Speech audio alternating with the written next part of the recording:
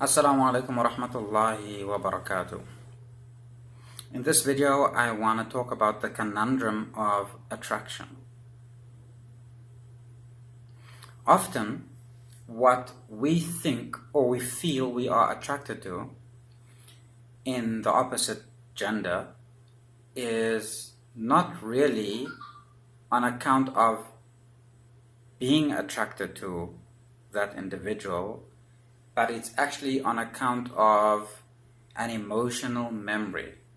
It's often on account of finding in that person something that seems familiar. Now, why this becomes a problem, why I've titled this the conundrum of attraction, is that if you come from a situation in your life where you have a messed up past, and you find yourself attracted to people really because of emotional familiarity, because it links to some past emotion you experienced in your messed up past, then you are likely to perpetuate your messed up life and never ever break out of the cycle. So there's a good chance that you will always choose the wrong partner. Okay, and this is one of the main conundrums of attraction. Okay, that's number one. The second conundrum of attraction, and this is usually the conundrum that women face often, is the difference between sexual attraction and stability.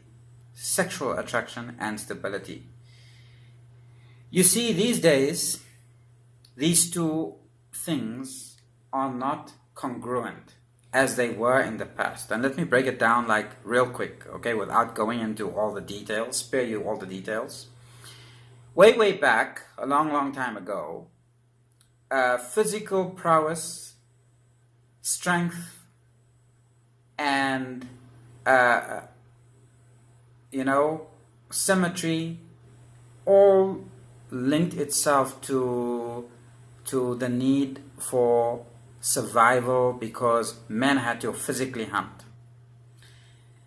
Hence, for centuries or for millennia, women were attracted to men who were physically good specimens, physically strong men, because physical strength signified survival. So this is genetically hard-coded in women, to be attracted to the guy who is physically strong, and also the guy who is a risk taker, the guy who shows aggression, and all those attributes were attributes needed in men to be able to actually hunt for a family and fend for a family. Well, these days, those very same attributes, aggression, strength, being a risk taker, etc., signifies traits in both highly successful men, sure, maybe not the physical strength part, but the risk taking and the assertiveness could be interpreted as aggression, right?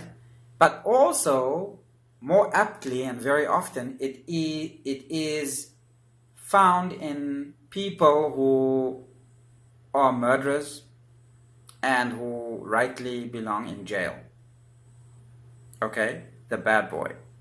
And so the conundrum for the woman is that centuries of genetic coding,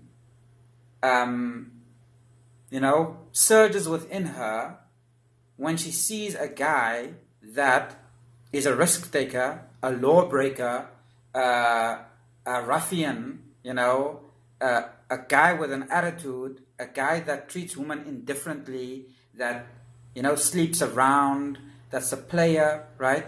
Why does the player always get to play? Ask yourself that question. It's because there's always lots more women available for him to play with. In fact, there's more women available for him to play with than he can actually handle. Because there's always another woman willing to give herself to him because of this attraction, fatal attraction, let's call it that, okay? Because we are hard-coded, women are hard-coded to like this type of behavior, to find this sexy, you know? But on the other hand, the qualities needed in a man to be long-term, to be stable, to be a good provider, are often qualities not associated with true masculinity. Okay? So that man which is really going to make the long-term stable husband is also that guy that is often not very attractive. Okay, women will fake being very attracted to that guy when it comes time to wanting to settle down, because they know mentally that, look, this is the better choice. But really, the guy that gets their blood boiling, you know, is the bad boy, right? So this is the other conundrum in the attraction situation. Okay, the world has changed. We no longer need men running with spears, you know. So that's the other conundrum. And then the last conundrum, I think, for attraction, from the woman's perspective, is the tribal instincts of the woman wanting to go with the crowd. Okay? And so deep down, women tend to flock to men who attract lots of women. Okay? Deep down, women tend to flock to men who attract lots of women. Okay? So, in other words, that man is considered attractive to a woman that other women find attractive. And so women are always going to be getting in line, basically, for those men. And that's a conundrum for them, because every woman who gets in line for that man that all other women feel attracted to because they're attracted by the crowd, thinks, and this is also part of the vanity of a woman, that she would be able to cure him from his womanizing, because once he tastes her, then, you know, so there's the basically there's also the part where this is challenging for a woman. You know, it's a challenge. She wants to rise to the challenge of taming the beast type of thing. And that's why you'll find a lot of otherwise sometimes seemingly good women with seemingly bad men. Okay? The attraction, it's the attraction that was there, you know, wanting the challenge. So especially women who feel themselves to have succeeded in life or are doing well for themselves, they enjoy the challenge of a bad man, you know, of trying to tame, you know, an otherwise untamed man. Okay, so to land him and then to try to keep him. But then obviously most of the time, 99% of the time, that doesn't work. So that is the other conundrum of attraction. So if you actually want to find a spouse, a husband, or a wife, you need to actually ask yourself whether your attraction to a particular person is not, number one, from your messed up past and emotional connections you might have had.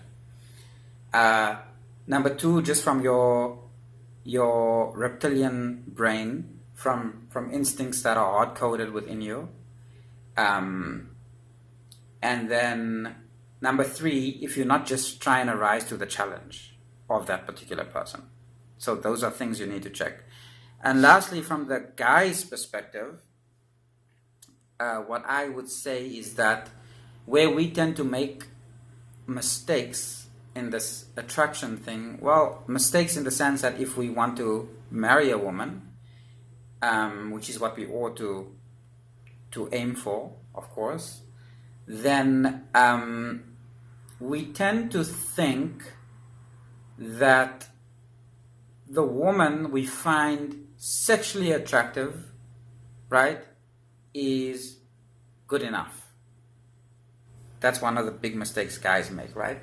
The woman that is sexually attractive is good enough. Often, that is not the case, because you need to be able to sustain, obviously, a long-term relationship that might last for 20, 30, 40, 50 years, until death do us part type thing might happen that way. And the sexual attraction, as older people within your marriage, would probably not be highly featured on the list of things that would be important at that point. And so you kind of have to think long term beyond just that. Okay? Not undermine that, not undervalue that, not saying that's not important, but you got to ask yourself what type of mother this woman would be. Will this woman be submissive, especially regarding core issues within the marriage? And is she loyal? Is she the type of person that will be loyal and committed to me? And there's ways of establishing that, and we'll talk about that at a later time. Thank you very much.